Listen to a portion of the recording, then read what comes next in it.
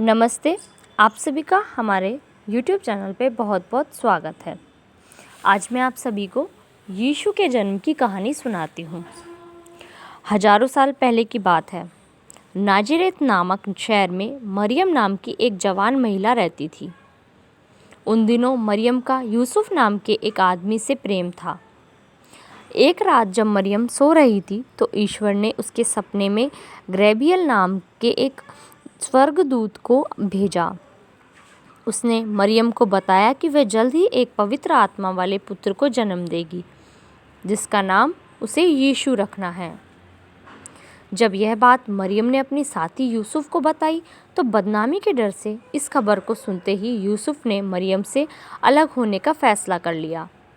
यह जानकर ईश्वर का वही स्वर्गदूत यूसुफ को उसके सपनों में मिला और उसे बताया कि मरियम एक पवित्र आत्मा को जन्म देगी, इसलिए उसे मरियम से शादी करनी चाहिए और उसके साथ रहना चाहिए। उस स्वर्गदूत की बात सुनकर यूसुफ ने ऐसा ही किया।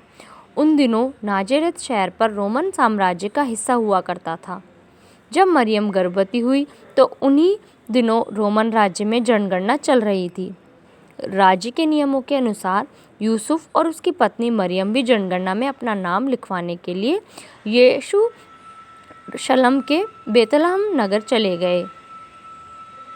हालांकि बेतलहम में उन्हें रहने के लिए कोई स्थान नहीं मिला, जिस वजह से वे दोनों एक गौशाला में रुक गए। बेतलहम में के उसी गौशाला में ही मरियम ने उस पवित्र आत्मा वाले पुत्र को जन्म दिया और उसका नाम यीशु रखा।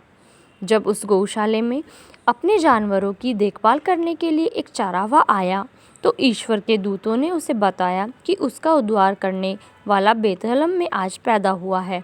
पहले तो उसने इस बात पर यकीन नहीं किया, लेकिन जब उसने गौशाला में मरियम, यूसुफ और यीशु को देखा तो वह हैरान रह गया। वहीं यीशु के जन्म के समय आसमान में एक तेज चमकता हुआ सितारा भी दिखाई दिया था। उसे देखकर एक दूर के शहर में रहने वाले 3 ज्योतिषी भी यीशु के जन्म की खबर को समझ गए थे। वो तीनों उस सितारे का पीछा करते हुए उस गौशाला तक आ गए थे। वहां पहुंचकर उन्होंने प्रभु यीशु को प्रणाम किया।